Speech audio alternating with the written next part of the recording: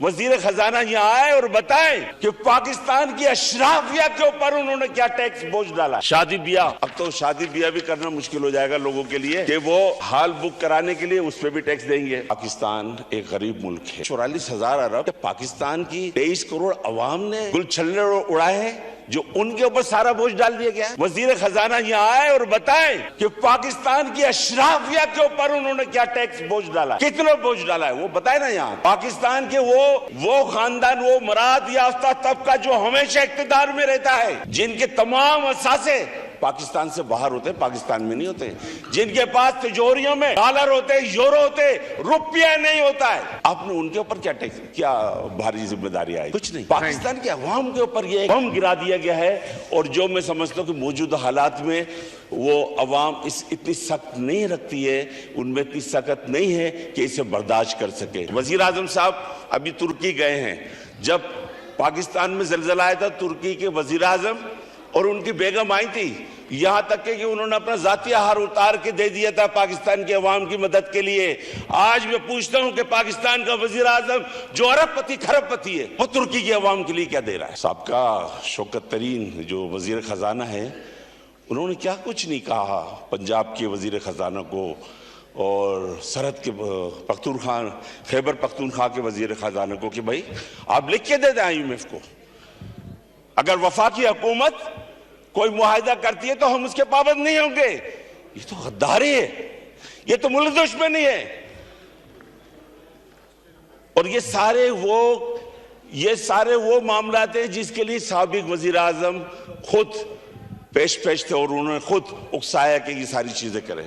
तो मुश्किल हालात में हमारे मुल्क को डाला है। लेकिन बदकिस्मती ये है कि आज वही शख्स, इस पाकिस्तान में हम देख रहे हैं कि कानून सबके लिए बराबर नहीं है। हर एक ने अपना अपना कानून बना रखा हो। हमारी अदालतें अल्लाह माशाल्लाह इंतजार करती है कि भाई आ जाओ, इंतजार करती है कि आ जाओ और हमसे जमानत दे जाओ। ऐसा तो मैंने कभी देखा ही नहीं। इंटेरियम बेल के लिए इंतजार हो रहा है, कहा जा रहा है कि आओ हमसे जमानत। क्या हमारी अदालतें, क्या हमारी जुडिशरी पाकिस्तान की जो 23 करोड़ अवाम है उनको भी ऐसा मौका देती है? तो जनाब स्पीकर, जिस मुल्क के अंदर इस तरह के मामलात होंगे, किस्मत उस मुल्क के मुस्तकबिल के बारे में कुछ वसूख से नहीं कहा जा सकता। 15 फरवरी को वजीर खजाना साहब ने यहाँ अपना ज़िमनी बजट पेश किया और उस ज़िमनी बजट में बहुत सारे टैक्सेस लगाए गए, 170 अरब के टैक्सेस लगाए गए, सेल टैक्स बढ़ाए गए और उसके साथ साथ जो है मुख्तलिफ जो फेडरल एक्साइज ड्यूटी होती है उसमें भी इजाफा किया गया। जनाब स्पीकर, डॉलर महंगा, पेट्रोल महंगा, बिजली महंगी, गैस महंगी, ये सब कुछ तो पहले ही हो चुका था। ये तमाम जो बम हैं पाकिस्तान की अवाम के ऊपर पहले ही गिराए जा चुके थे। उसके बाद 15 फरवरी को हमारे वजीर खजाना ने एक और बम गिरा दिया।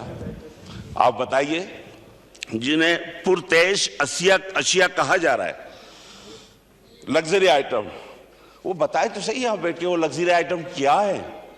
वो कौन से लग्जरी आइटम है जिसके ऊपर आपने 17% से उठा के 25% सेल टैक्स ड्यूटी कर दी? इसी तरह से फेडरल एक्साइज ड्यूटी में भी इजाफा कर दिया।